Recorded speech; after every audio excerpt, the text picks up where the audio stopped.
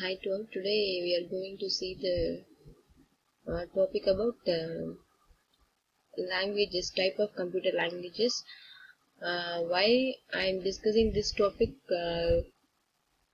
Because before getting into the instructions of Intel 8085, Intel means the corporation name. 8085 is the version. So the every version has a different set of instruction code. Intel 8085 has a different set of instruction code. Like that, Intel 8086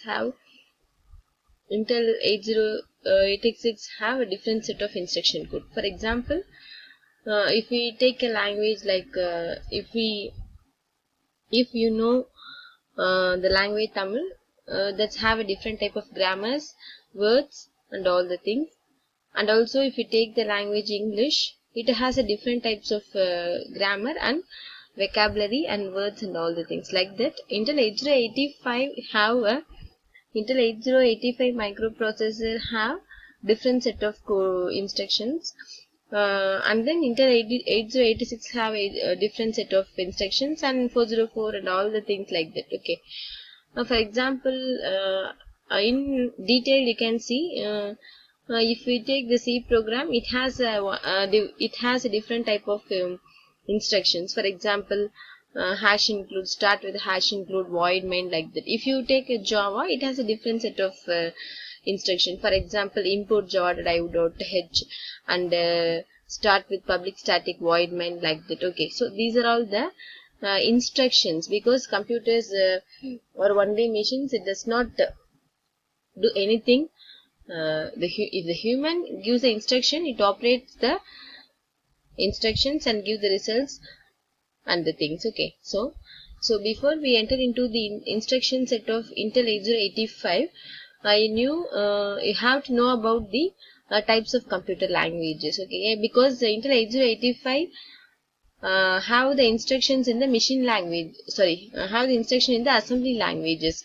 So what is assembly language, what is machine language, and what is high level languages? These are all the things I'm going to explain you today. First, two basic types of computer languages. The first one is low level language and another one is high level language. Low level language is that directly specific to the machine language. That means all the data are in only zeros and ones. Machine means the CPU understand only the informations in zeros and ones. That is called the machine language, either 0 or 1. High level languages, any language that is independent of the machine. This means high level languages or in English like languages. For example, if you take C, it's a high level language. Java, ASP.NET, C, C++, Java, and all the languages you are studied now are the high level languages that are very easy to use and it is easily understood by the humans. Okay, and also it does not make bored to the humans. But if you take the machine language, it will always in the zeros and ones. It was very tedious and boring to the humans to write programs using low level languages. There are other type of languages also. System languages, scripting languages, domain specific languages, visual languages, and storic languages.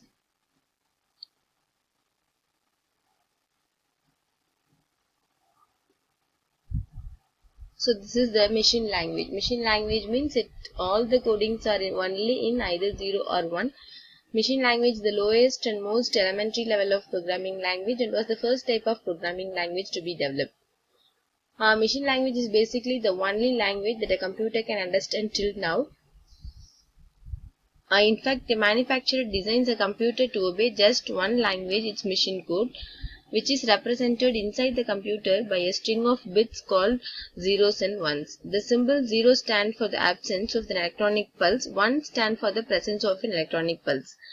0 means absence of the pulse, 1 means presence of the pulse. If the 0, the signal is slow. If the value is 1, the signal is in the high state. Okay, so the microprocessor or the machines only CPU only understand the machine languages till now. So we need to translate the high level languages into machine language. We need compiler, translator, assembler and all the things, interpreter and also. And then after the machine language, the second one developed called the assembly language. This is not like machine language and also not like high language. It is an in-between language. It has some instructions. Assembly language was developed to overcome some of the many inconvenience of the machine language, because in machine language all the instructions were in only zeros and ones. It was very tedious to the human to write coding through the machine language. So the another type of language was developed called the assembly level language. This is the another low level but very important language in which operation codes and operands are given in the form of alphanumeric symbols instead of zeros and ones. It is called the mnemonic codes.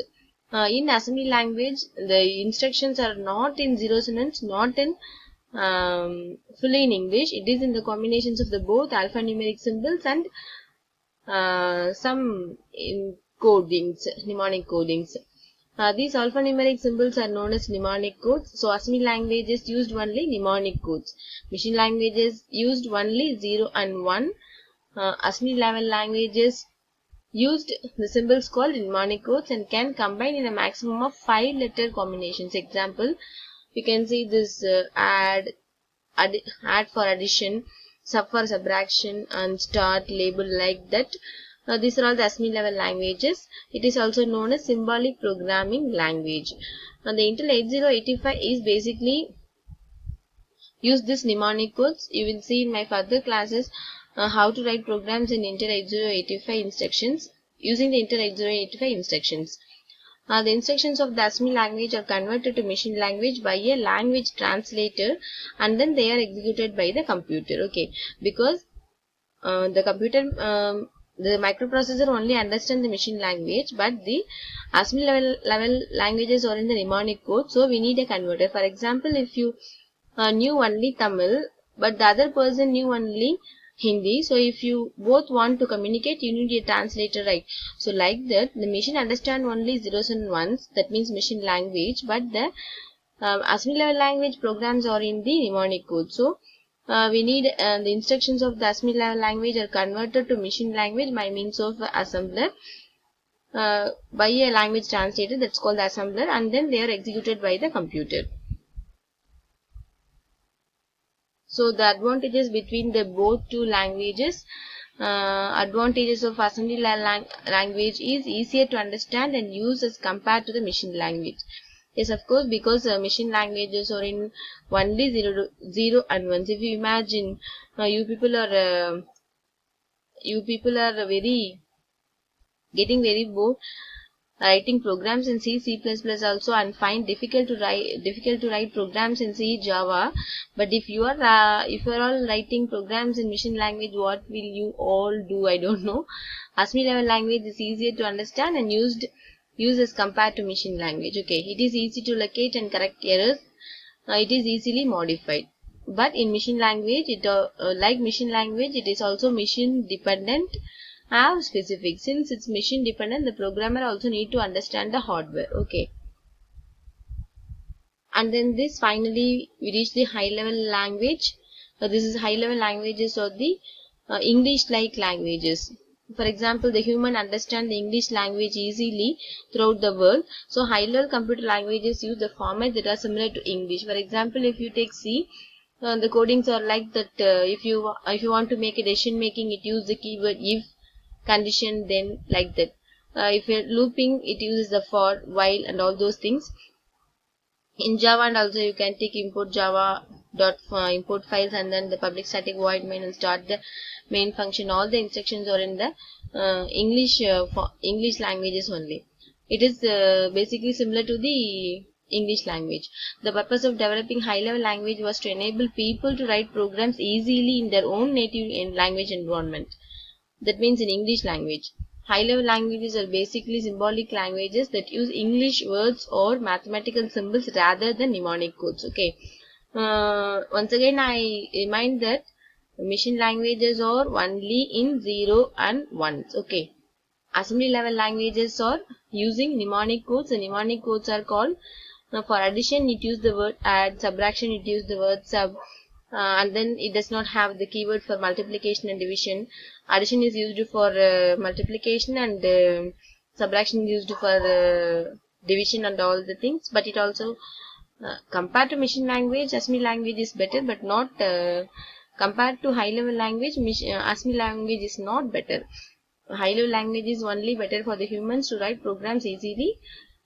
So all the peoples can easily adopt the programming languages. Each instruction in the high level language is translated into many machine language instructions that the computer can understand. Okay, if you write the program in high level languages, you need a translator. For example, if you take the C program, you write the programs and finish it, and then what will you do?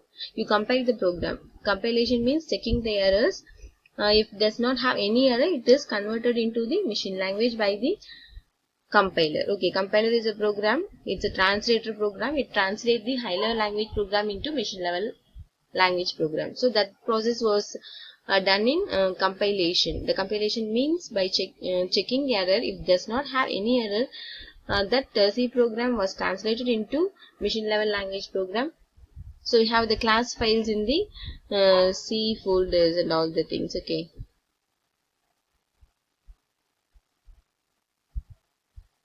So this is the high level language and ASCII level language. Why I am discussing today is by the use of mnemonic codes only Intel 8085 instructions are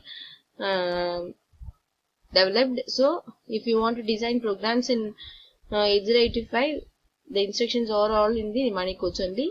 So in next classes I will discuss about the instructions of Intel 8085. Thank you guys.